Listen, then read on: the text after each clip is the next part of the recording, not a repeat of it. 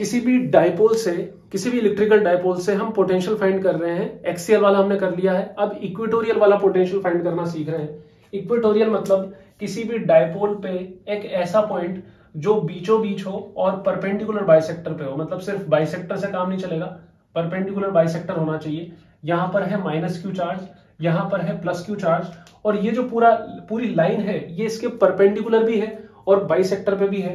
मतलब ये side equals to ये साइड भी है, और एंगल कितना बन रहा है 90 डिग्री। उस पूरे का पूरे प्लेन पे, ऐसा कह सकते हैं इक्वेटोरियल प्लेन पर आप पोटेंशियल निकालना सीख रहे हैं।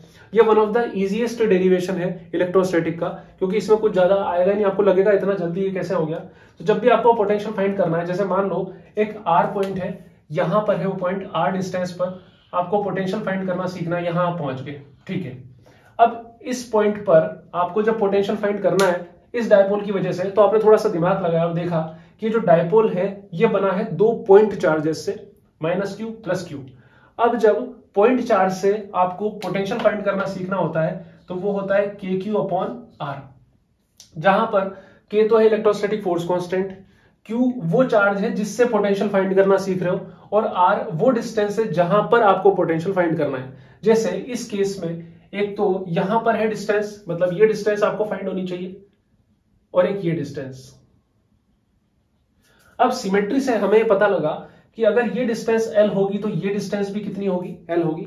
मतलब इस पॉइंट M पर अगर मैं पोटेंशियल फाइंड करूं तो एक बार तो मुझे इस माइनस क्यू से L डिस्टेंस पर पोटेंशियल पता होना चाहिए, और एक बार मुझे इस प्लस क्यू चार्ज से L डिस्टेंस पर पोटेंशियल पता होना चाहिए, और दोनों को मैं सिंपली ऐड कर दूंगा, क्योंकि जो पोटेंशियल होता है वो एक स्केलर क्वांटिटी होता है, उसमें वेक्टर का कोई रोल नहीं है। मतलब अगर मुझे पोटेंशियल एट M पता करना है तो मुझे V minus Q plus V plus Q करना पड़ेगा इजीली, कोई उसमें दूसरी चीज है ही नहीं।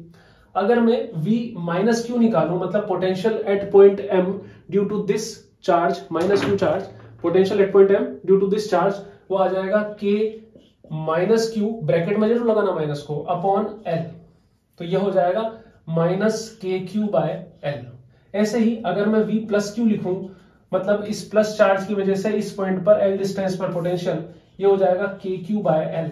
अब आप देखो minus k q by L, k q by L, total potential कितना हो जाएगा, हमेशा k q by L minus k q by L, कितना हो गया, 0। यही तो इंपॉर्टेंट बात है। अगर ये पॉइंट यहां की जगह थोड़ा और ऊपर होता इसी लाइन पर, तब ये L की जगह कुछ और हो जाती, लेकिन ये भी L की जगह उतनी ही कुछ और हो जाती। वापस से पोटेंशियल कितना आता, 0। और नीचे आओ, और नीचे आओ, यहां आ जाओ, इस मिडिल पॉइंट पे आ जाओ, यहां पे आ जाओ, ये पॉइंट भी तो सेम डिस्टेंस पर है, फिर से पोटेंशियल कितना हो जाता, 0। नीचे आ जाओ। मतलब अगर मैं बात करता हूं इक्वेटोरियल की, तो हमेशा पोटेंशियल कितना आने वाला है, 0 आने वाला है हमेशा। ये जो बात है ना इक्वेटोरियल पे पोटेंशियल 0 आता है, ये इक्विपोटेंशियल सरफेस में भी काम आएगा।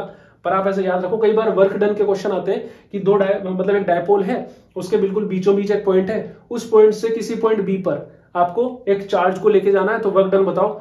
सिंपली आप आंसर क्या कर दोगे, 0, क्योंकि यहां पर सब जगह का पोटेंशियल 0 है, या ऐसा कह दूं सब जगह का पोटेंशियल सेम है। तो जब वर्क डन का फॉर्मूला लगता है work done is equal to q del V, तो वहां पर जब पोटेंशियल सेम है तो पोटेंशियल का डिफरेंस कितना है, 0 है, तो वर्क डन कितना आ जाएगा, 0 आ जाएगा। तो आई होप आपको ये लेक्चर समझ में आया होगा, बहुत छोटा सा था ये, और इसके आगे भी मैं और लेक्चर्स लाता रहूंगा। तो make sure you subscribe the channel, और लाइक जरूर करा करिए, वीडियोस को शेयर करो ज्यादा से ज्यादा लोगों को।